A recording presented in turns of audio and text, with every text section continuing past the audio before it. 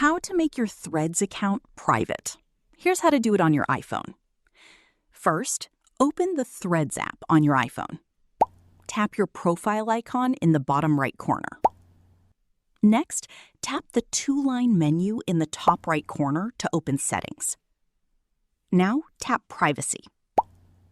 At the top of the Privacy page, you'll see the Private Profile option. Tap on it.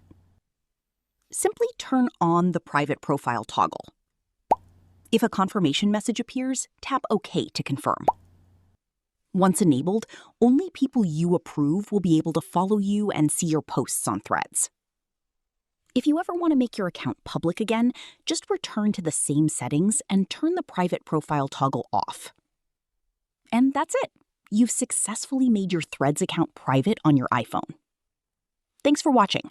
If this tutorial helped, don't forget to like the video and subscribe for more iPhone tips, tricks, and social media tutorials.